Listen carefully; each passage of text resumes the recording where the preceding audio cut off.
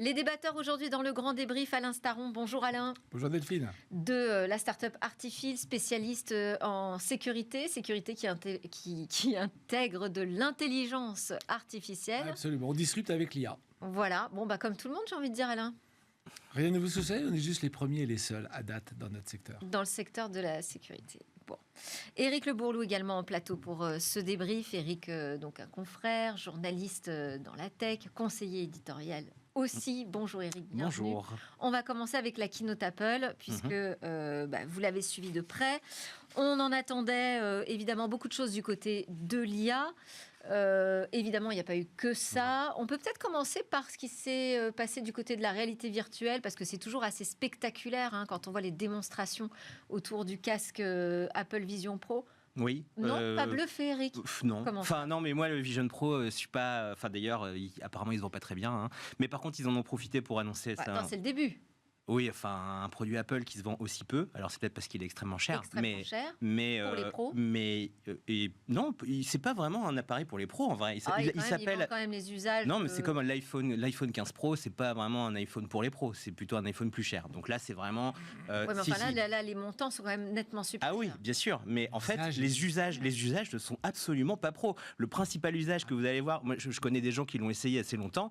Le principal truc qu'ils font avec, c'est regarder des films dans l'avion, dans le train. Oui, parce qu'ils n'ont pas encore trouvé la killer app. Mais du coup, les pros, à quoi ça leur sert? À rien, sauf à déporter le bureau d'un Mac, c'est tout, éventuellement. Mais sinon, il n'y a pas d'usage vraiment pro avec l'Apple Vision Pro. C'est un appareil justement, est-ce que c'est pas public. ça qui explique qu'aujourd'hui, ça ne rencontre pas véritablement son public, puisque c'est a priori, vu son nom déjà pro, mais bon. Non, mais c'est une tradition de naming chez Apple. C'est une tradition de naming, mais pas seulement, parce que les premières démonstrations avant même sa sortie, on voyait justement le déport des bureaux dans l'environnement professionnel, avec tous ces usages, mais qui, c'est vrai, ça n'existe pas pour l'instant. Ça marche un peu, puis les gens au bout d'un moment le laissent traîner au bord de le truc et préfèrent utiliser leur ordinateur. Alors tout l'objectif quand même de cette conférence, parce que c'est une conférence un peu particulière, la WWDC justement, elle s'adresse aux développeurs. Est-ce qu'il vous a semblé qu'il y avait des choses qui permettraient justement de développer ce marché autour de l'Apple Vision Pro avec des nouvelles applications ? En tout cas, ce que j'ai vu, moi, c'est que la nouvelle version de Vision OS, attention, l'Apple Vision Pro, il est sorti il y a quelques mois.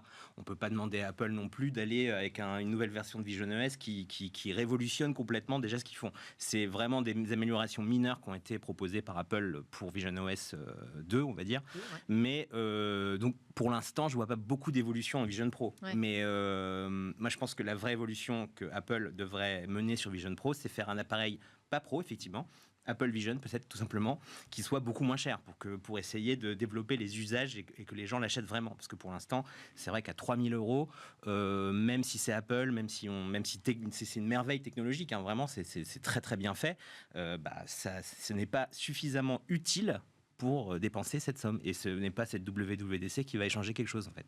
Ouais. Et du côté des jeux vidéo, est-ce que ça peut être là un argument pour acheter le casque d'Apple? Le problème du Vision Pro, c'est que justement, il n'y a pas de jeux vidéo. Si vous comparez à ce que fait Meta... Il y a eu des annonces avec Ubisoft. Oui, certes, mais là, en matière de jeux vidéo, la proposition de Meta, avec les casques MetaQuest, est largement supérieure à celle d'Apple. Oui. Il n'y a pas de manette à reconnaissance de mouvement sur le Vision Pro. Alors, ça va peut-être venir, mais pour l'instant, ce n'est pas le cas.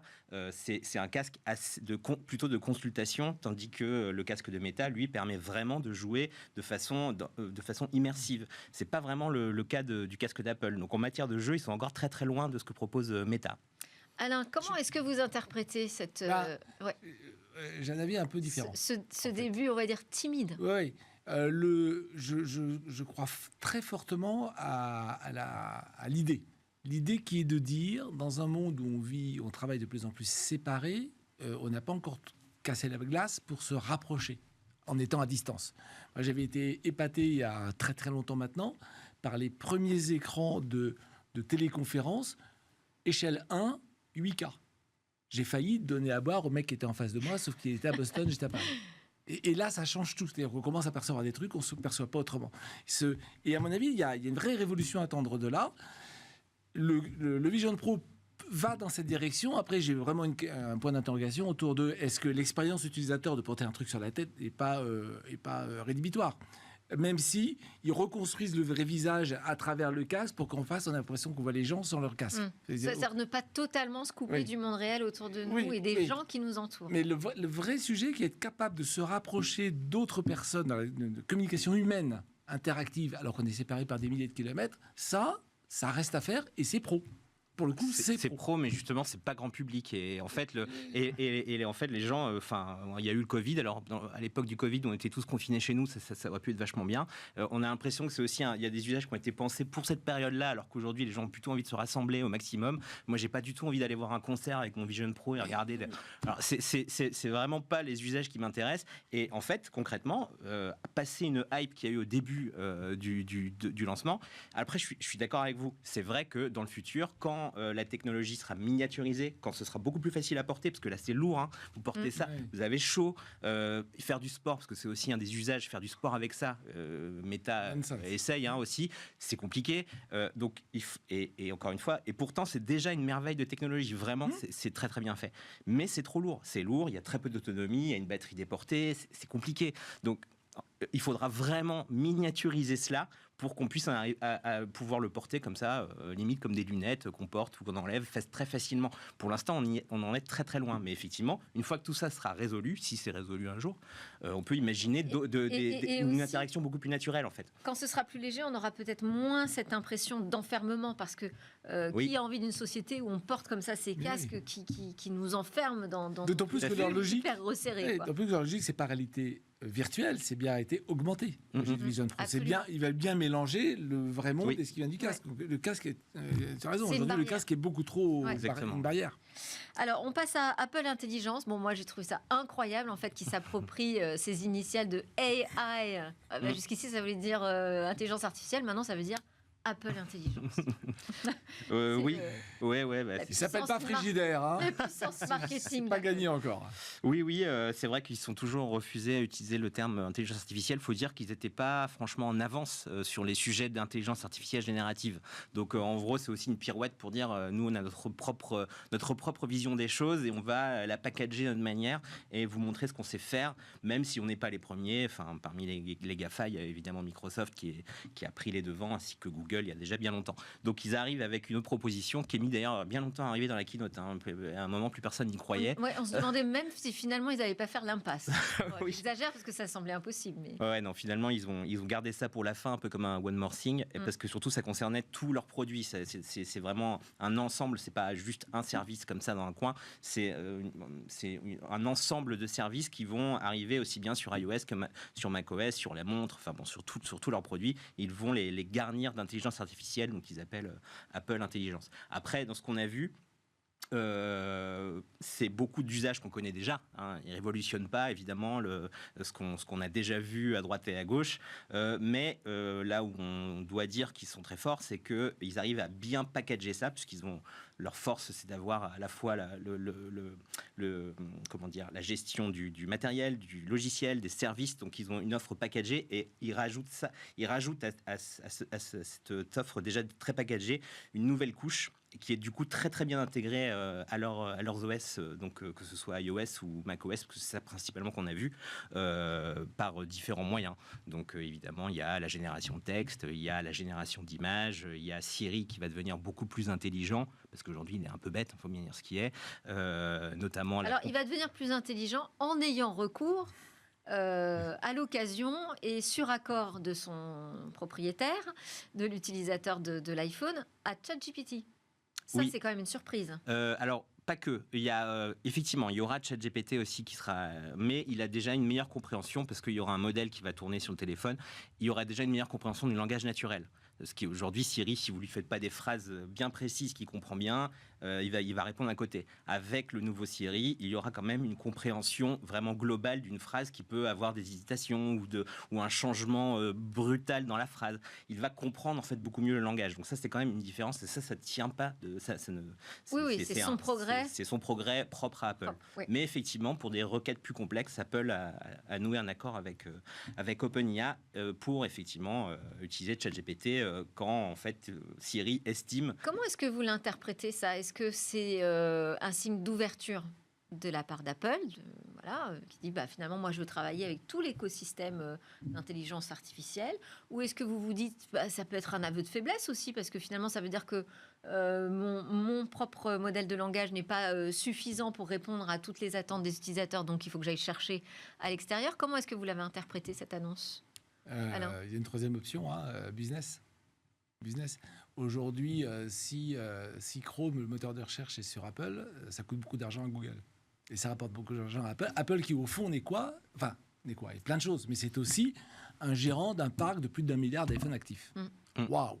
Bon. Et qui s'en servent 12 fois par jour, 25 fois par jour, 200 fois par jour. Donc la première chose, c'est se dire, ma vraie valeur ajoutée, c'est ça. La deuxième chose, c'est effectivement de se dire, ils sont en retard. Ils sont en retard et... Globalement, vu la manière dont se fait la course, ils sont tellement en retard qu'ils ont plutôt intérêt à nouer un accord avec ChatGPT, qui n'est pas un concurrent. OpenAI, c'est pas un concurrent d'Apple.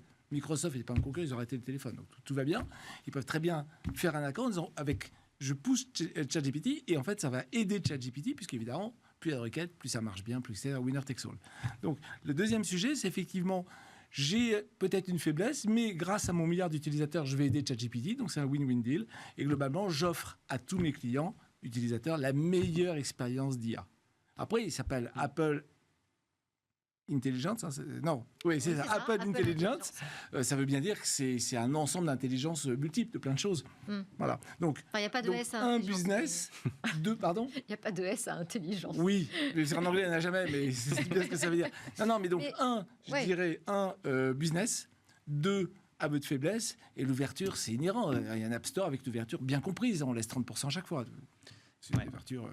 J'ajouterais qu'il y a aussi un truc. C'est vrai que l'idée de dire, on offre le meilleur de l'état de l'art sur le marché aujourd'hui à nos utilisateurs. Oui, GPT-4 c'est un argument en plus. commercial, quoi. Ouais. Oui, tout à fait. Clairement, j'attends, j'ai été obligé de passer à l'iPhone 16, mais tant pis. Il y a aussi, oui, parce que c'est vrai que ce sera limité à certains iPhones seulement, et seulement les pros de la dernière génération et les nouveaux qui vont sortir.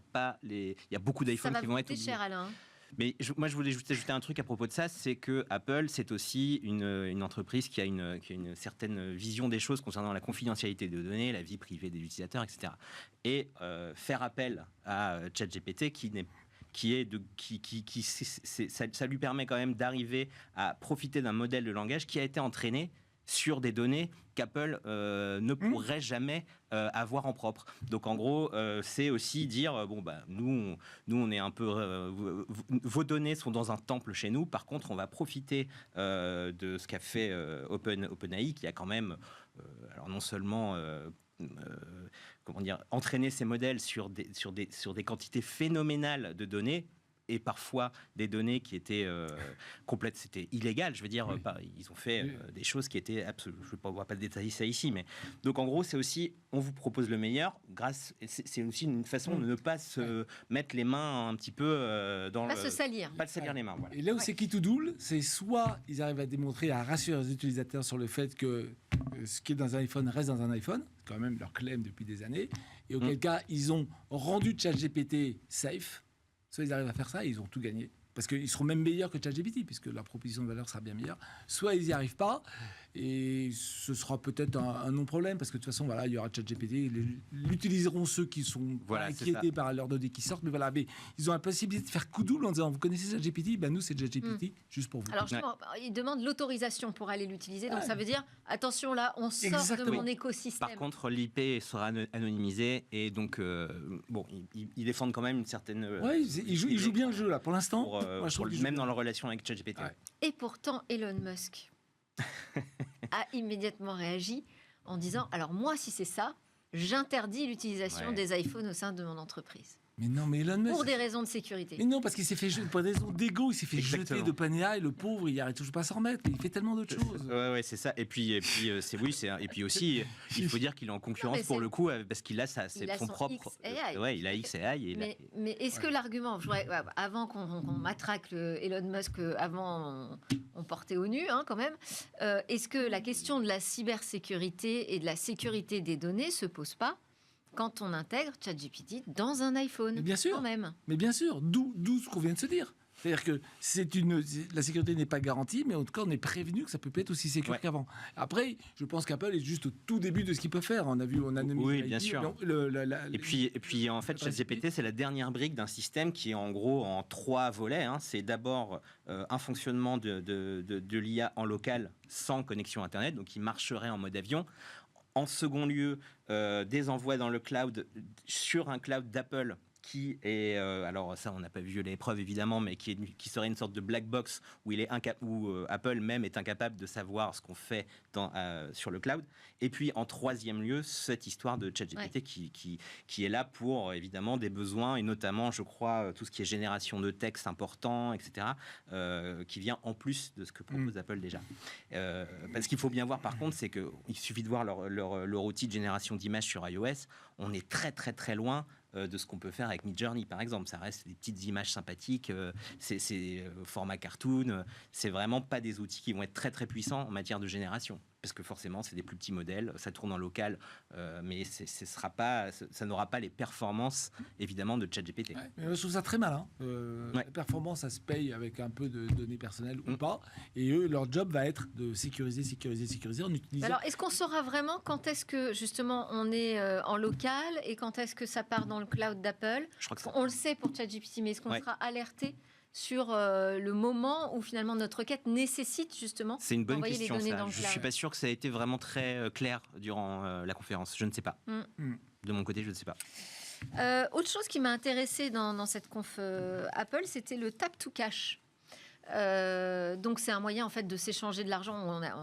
Maintenant on utilise tous le paiement sans contact avec les commerçants. Là c'est un peu la même chose, mais entre utilisateurs d'iPhone. C'est vraiment pour moi une nouvelle façon encore de travailler la manière dont Apple joue comme une sorte de mini-banque personnelle. Hein. C'est plus qu'un portefeuille aujourd'hui qui contient nos cartes. Hein. C'est vraiment la manière dont on paye tout finalement au quotidien là, qui s'impose à nous. Est-ce que ça va laisser encore la place à des concurrents dans ce domaine? Si on est dans je fais fructifier ma communauté d'utilisateurs, c'est exactement là qu'est Tap to Cash. Je suis utilisateur iPhone avec utilisateur iPhone, donc il n'y a pas de débat. Après, la question, c'est si je veux donner de l'argent à un utilisateur d'Android. Ouais, c'est exactement ce que j'allais dire. On n'y est pas, mais on imagine que ça va arriver, non? Ça va commencer par faire du Google, Apple, et puis ils vont se battre un certain temps, puis un jour il y a un régulateur qui va dire les gars vous arrêtez.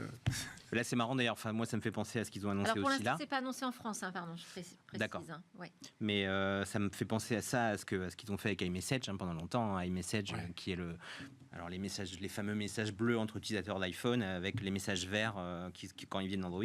Et là aussi durant la conférence ils ont annoncé donc le support, on le savait déjà, mais ils l'ont officialisé, le support du RCS, donc du successeur du SMS, qui va arriver sur les iPhones.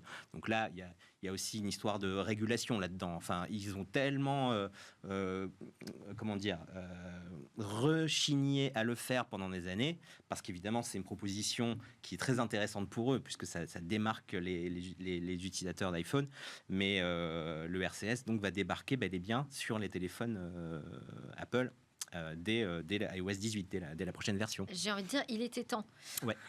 Est-ce qu'on passe à notre autre sujet ou encore quelque chose sur cette keynote? Non, moi juste, peut-être qu'on pourrait juste évoquer un sujet qui pour moi peut-être une des features les plus intéressantes qui ont été présentées, mais dont on n'a pas parlé, mais qui est plus classique, on va dire, c'est qu'ils ont présenté un gestionnaire de mots de passe qui est très intéressant, puisqu'il est multiplateforme, donc il marche sur toutes les plateformes Apple évidemment, et il est aussi disponible sur Windows pour le coup. Donc là, ça permet. Et puis on peut faire confiance pour le coup en Apple pour la gestion de nos mots de passe. Et je trouve que c'est plutôt bien joué ça de la part d'Apple. Et en plus de venir aussi. Mais pour le coup, je trouve qu'ils arrivent un peu tard, moi, sur les gestionnaires de mots de passe, parce que c'est un marché qui est quand même déjà très encombré. Certes, mais avec des acteurs qui sont parfois pas. C'est pas évident de se dire qu'on va transférer, enfin moi pour le coup j'en ai 2.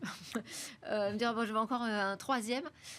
C'est comme changer de réseau social. Enfin, je veux dire, c'est une démarche. Oui, c'est lourd, c'est vrai, mais pour les utilisateurs d'iPhone en général, ils utilisent assez souvent le trousseau et la gestion des mots de passe de l'iPhone, donc ça leur permet assez facilement quand même de passer à cette nouvelle solution. C'est vrai. Donc c'est, je trouve, une très bonne idée. Oui. Même si En c'est tout tard, cas, effectivement. c'est utile. On passe donc à la voiture autonome, sujet fétiche d'Alain Starin. Donc on a vu pendant la période du tournoi de Roland-Garros, Renault s'essayer à cette navette autonome. Ce qui me fait dire, donc sans chauffeur, ce qui me fait dire que finalement le futur de la voiture autonome, c'est d'abord un minibus. C'est un peu décevant quand même, non? Ça dépend dans quel pays vous vous placez. En France, et un peu plus largement en Europe, ce qui prédomine, ce sont les transports publics. Vous savez, aux États-Unis, il n'y a pas de train. Il y a quelques autobus, mais en Chine, c'est aussi d'avions. compliqué. Il y a des avions pour aller plus loin. Mais si vous avez fait, c'est pour les petits trajets, il n'y a que la voiture individuelle. Donc, au début de la voiture autonome, je me souviens très bien, c'était Waymo qui faisait une flotte de taxis. Et moi, à l'époque, j'étais chez Transdev, j'ai été voir M. Jadéac en disant mais pourquoi on ne fait pas des bus autonomes? Puisque les Américains, ils sont en voiture, nous, on est bus. Bon, ça n'a jamais débouché, peu importe. Mais il y a bien un sujet de gêne. Vous êtes arrivé trop tôt. Ah, bon, allez. Donc, on a d'abord un sujet de culture. Donc, la même technologie véhicule autonome, elle s'applique à ce qu'on veut, soit des navettes, et Navia est européen, EasyMile est européen, enfin, il y a plein de navettes d'origine européenne. Et dans les deux autres continents, c'est plutôt véhicule individuel et dans la notion de taxi. Bien. Voilà, donc c'est pour ça que c'est plus facile de parler de. Et vous connaissiez, vous, WeRide, donc qui est le minibus là qui. Oui, non, à peine un peu, parce qu'en fait, alors, je vais commencer à faire mon rabat-joie. Les gros du véhicule autonome, c'est évidemment Waymo et Cruise. Cruise, filiale de General Motors, excusez-moi du peu. Donc il y a plusieurs centaines de ces véhicules qui tournent sans chauffeur dans au moins 4 villes américaines. Et puis en Chine, vous avez Baidu Apollo, AutoX, et j'ai oublié le troisième. Et là, Baidu a annoncé 1000 robotaxis cette année. Ils sont tous entre 500 000 et 800 000 kilomètres par trimestre parcourus de manière autonome sans chauffeur. 500 000 et 800 000. Les deux navettes de Roland-Garros, elles ont dû faire 3 km pendant 15 jours. Donc, voilà, donc en fait, on a... Il n'y a pas eu d'accident à déplorer. Mais oui, mais il y en a... Oui, évidemment. Le problème est pourquoi on est si en retard chez nous? Pourquoi est-on si en retard? D'ailleurs, Renault... Le Navia a été sauvé de la faillite il n'y a pas très longtemps, d'ailleurs. Hein. Il y a quand même un problème de marché. Je ne sais pas de quel... oui, non, le marché, c'est la commande publique. Et donc, on revient sur ce qu'on dit toujours depuis le début. Ouais. Quand est-ce que la commande publique va privilégier l'innovation et les start-upers? S'il vous plaît. Wavy, start-up britannique pionnière dans le développement de l'IA pour ses véhicules autonomes, qui a levé 1,05 milliard de dollars là, il y a quelques jours. Donc, ça veut dire qu'il y a quand même des investisseurs aujourd'hui qui croient en ces technologies. Effectivement l'avenir. On les a un peu enterrés, peut-être un peu vite. Oui, enfin, le régulateur n'en veut pas. Les syndicats de transport européens, français en particulier, n'en veulent évidemment pas. Vous saviez, vous, alors je dis, c'est en antenne, mais quand même, il y a un projet de train autonome à la SNCF. TGV autonome. Bon, mais ça ne se dit pas.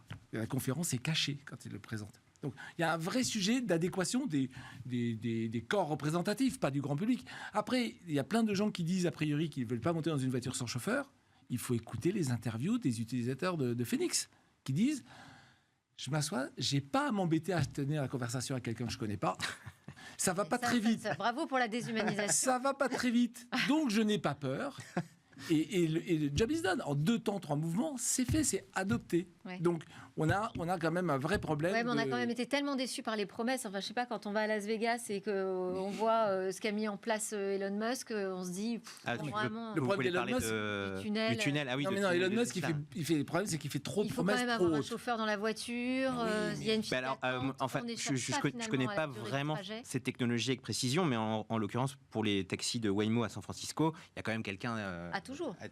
Non, pas dans la voiture, mais quelqu'un qui check dans une salle à distance pour vérifier que tout se passe bien. Bien sûr. Pas du 100% autonome. Mais heureusement. Mais on passe d'un mec par voiture à un mec pour 200 bagnoles. Oui. Je trouve qu'on y gagne. Oui, certes, mais en fait, personne ne souhaite qu'il n'y ait pas un humain. Personne. Après, moi, sur les taxis, je sais pas, j'ai une très mauvaise connaissance de ce marché. Moi, ce que je vois, par contre, c'est qu'effectivement, on en parlait beaucoup à une certaine époque, il y a une dizaine d'années. Effectivement, c'était un peu le futur. C'est Google, et puis aussi, ça vient en fait notamment de ce qu'a fait Google sur cette technologie. Mais pour la voiture individuelle, en tout cas, on n'a pas l'impression que, à part chez Tesla qui essaye de le vendre, mais qui fait comme vous le disiez, des grandes promesses qui ne sont pas forcément tenues pour l'instant. Et en fait, on ne voit pas vraiment ça arriver ces technos-là arriver dans des Et dans puis des on voit voitures. surtout tous les problèmes que ça peut poser quoi, sur la route. Hein. Bah oui. Ah mais ça, tout le monde a peur, forcément. L'innovation, tout le monde a peur. C'est un vrai. Enfin, déjà, le niveau 2 est très agréable. Le Mercedes est un niveau 3 qui est agréé par le gouvernement, etc. Donc, qui est en Allemagne, donc qui va très très bien. Et c'est un vrai plaisir. Enfin, je veux dire, c'est un vrai avantage fourni aux conducteurs. Donc, forcément, tout le monde en rêve. Après, c'est vrai que c'est compliqué. Allez, on termine avec ces autres actus sur lesquelles je voulais vous faire réagir. Bon, bah, c'est par exemple sur X, ça y est, maintenant on peut Il y a du X sur X. consulter sur X. Vous allez me dire c'est normal. Non, ex Twitter, enfin je sais pas comment dire. Vous avez compris, non? Oui, Twitter. Moi, je continue à dire Twitter. Hein. Donc sur le réseau social d'Elon Musk, désormais, on peut consulter des contenus pornographiques. Je sais pas si vous avez essayé. Alors moi je l'ai fait. Bah oui, je suis bien obligée pour faire mon travail. Donc Et je l'ai alors vérifié. Et alors il y a une petite box qui nous dit attention, ce profil peut contenir des contenus offensants. Et basta. Et donc on dit bon bah ok, je prends le risque. Hein. et c'est tout. Bon, est-ce que ça vous choque ou est-ce qu'après tout Internet et le X, finalement, c'est une vieille histoire. Mais le truc, c'est que cette annonce est un peu surprenante puisque c'était déjà le cas sur Twitter depuis des années. Ça n'a jamais changé. Il y a toujours eu des contenus pornographiques sur Twitter. Mais on pouvait les signaler. Alors que maintenant, non, c'était autorisé. Moi, c'était j'en ai autorisé. jamais vu, hein. Bien sûr, moi j'en ai signalé. Ah bah vous pouvez les signaler si vous voulez, mais c'était autorisé. Twitter a toujours été un des réseaux sociaux les plus tolérants avec ça. Et là, pourquoi Elon Musk l'officialise? Je pense que c'est parce qu'il se dit il y a peut-être de l'argent à se faire. Et déjà à l'époque, Twitter, avant même que Musk s'en empare, Twitter avait voulu se rêver en concurrent de OnlyFans. Je ne sais pas si vous connaissez OnlyFans, mais c'est un service où des travailleurs du sexe proposent des contenus vidéo, audio, photos contre de l'argent. Et donc ils se sont dit ça pourrait être une façon de monétiser davantage. Et je pense que derrière tout ça, il y a aussi une volonté de Elon Musk de trouver de nouvelles ressources d'argent, quoi. Allez, merci beaucoup Éric Le Bourlou, Alain Staron pour vos commentaires. C'est déjà la fin de ce débrief. À très bientôt.